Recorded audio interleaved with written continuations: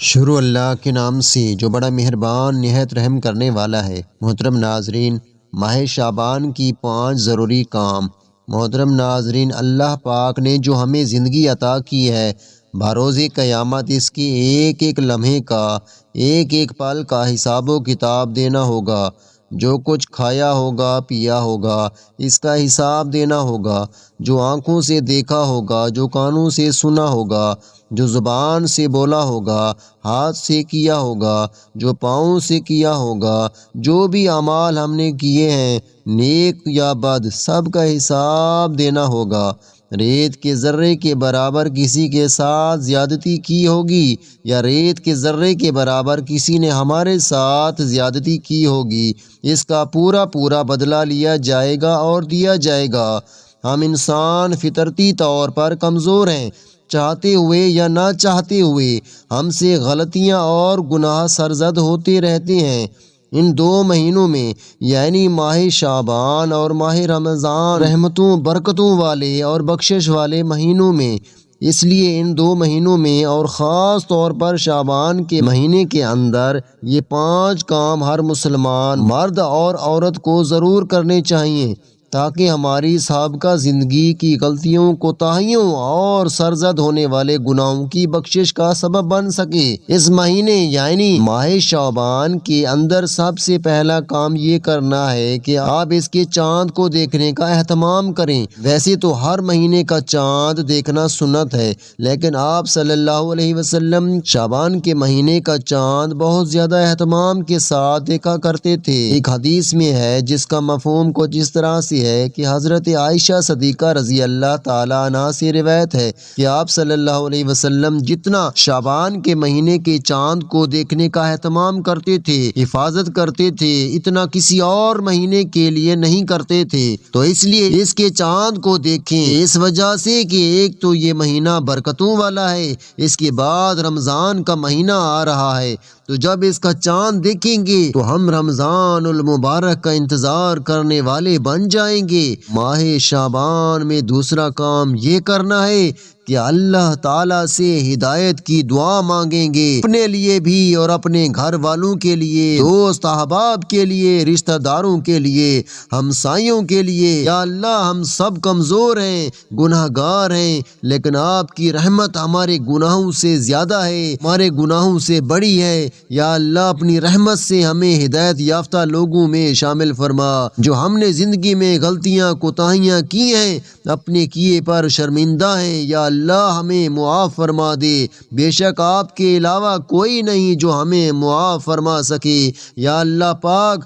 ماہ شعبان برکتوں والا مہینہ ہے، پورا سال ہمارا دل جو غافل رہا ہے، غفلت بھری زندگی جو ہم گزار چکے ہیں، یا اللہ اپنی رحمت سے ماہ شعبان اور ماہ رمضان آنے والا ہے، بقیہ زندگی کو قیمتی بنا دے۔ قرآن و سنت پر عمل کرنے کی توفیق عطا فرما۔ ماہ شعبان میں برکت کے لیے دعائیں کریں، اپنے لیے بھی برکت کی دعائیں کریں اور دوسروں کے لیے بھی برکت کی دعائیں کریں، اس لیے کہ جو آدمی دوسروں کے لیے دعا کرتا ہے تو اس کی دعا جلد قبول ہوتی ہے۔ اور لوگوں کو اپنے لیے دعا کے لیے کہیں اور آپ خود کسی کے لیے دعا کریں۔ ماہ شعبان میں تیسرا کام جو کرنا ہے وہ یہ ہے کہ روزوں کی کثرت کرنی ہے۔ اس مہینے کی برکتوں کو سمیٹنے کے لیے کثرت سے روزے رکھیں۔ حضرت عائشہ صدیقہ رضی اللہ تعالیٰ عنہ فرماتی ہیں، نبی پاک صلی اللہ علیہ وسلم لگاتار روزے رکھا کرتے تھے، یہاں تک کہ ہم کہتے کہ ابھی آپ صلی اللہ علیہ وسلم روزہ نہیں چھوڑیں گے،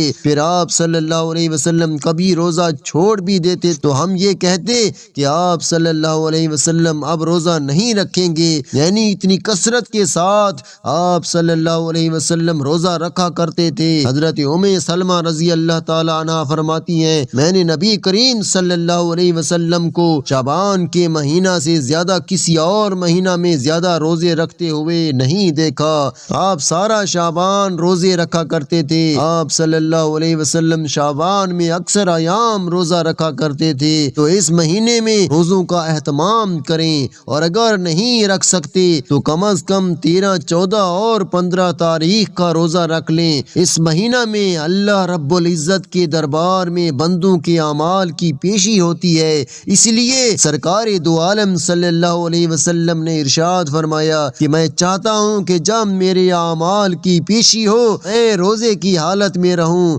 یہ بات حضرت اسامہ بن زید کی روایت میں موجود ہے۔ اس ماہ شعبان کے اندر جو چوتھا کام ہے جو آپ نے کرنا ہے وہ یہ ہے کہ رمضان المبارک کی تیاری کرنی ہے۔ رمضان المبارک کے لیے اس مہینے کے اندر اپنے آپ کو تیار کریں۔ تیار کیسے؟ کہ اس مہینے کے اندر آپ کثرت کے ساتھ روزے رکھیں گے تو روزوں کے عادی بن جائیں گے، عادت بن جائے گی، اور جیسے کہ رمضان برکتوں کا مہینہ ہے، ثواب کمانے کا مہینہ ہے، تو اس لیے شعبان کے مہینے سے ہی ثواب کمانا شروع کر دیں، غریب لوگوں کے اوپر خرچ کرنا شروع کر دیں، صدقہ کریں، لوگوں کے حقوق کا خاص خیال رکھیں۔ ویسے تو پورا سال یہ کام کرنے چاہیے، لیکن رمضان المبارک کی وجہ سے، رمضان کی برکتوں کی وجہ سے اس کے مہینے کے اندر نیکیوں والے کام زیادہ سے زیادہ شروع کر دیں، اور انہی کاموں کی وجہ سے آپ کی رمضان کی تیاری بھی ہو جائے گی۔ اس مہینے یعنی ماہ شعبان کے اندر جو 5واں کام آپ نے اور ہم سب نے کرنا ہے وہ یہ ہے کہ شب برات کی عبادت۔ شب برات 15ویں رات ہے۔ اس رات کی فضیلت احادیث میں بہت زیادہ بیان کی گئی ہے۔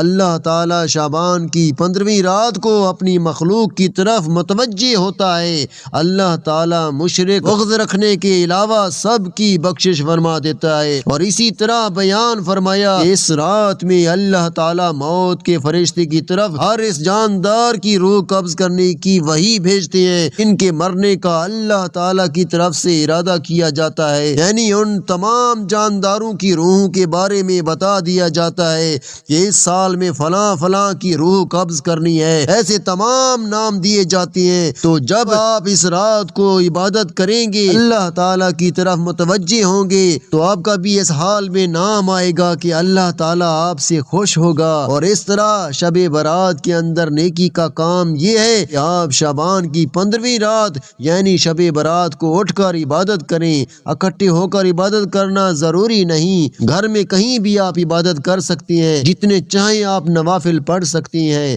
اس رات کو انشاءاللہ آپ کے لیے بہت زیادہ ثواب لکھا جائے گا۔ اور اسی طرح شب برات کو آپ جتنے بھی مسلمان فوت ہو چکے ہیں یا آپ کے عزیز احباب فوت ہو چکے ہیں، آپ ان کے لیے دعائے مغفرت کریں، اس سے آپ اللہ تعالیٰ کے قریب ہو جائیں گے، رمضان کی تیاری بھی ہو جائے گی اور آپ ثواب بھی کما لیں گے۔ محترم ناظرین، ویسے تو ہر پل ہماری زندگی کا اہم ہے، لیکن ماہ شعبان ہمارے لیے بہت اہم ہے، کیونکہ اس کے بعد رمضان کا مہینہ آتا ہے۔ ماہ رمضان کا بھی ایک ایک لمحہ ہمارے لیے قیمتی ہے۔ اللہ تعالیٰ سے دعا ہے کہ اللہ پاک ہمیں ماہ شعبان میں خوب عبادت کرنے کی توفیق عطا فرمائے، اور ہمیں رمضان کی تیاری کرنے کی بھی توفیق عطا فرمائے۔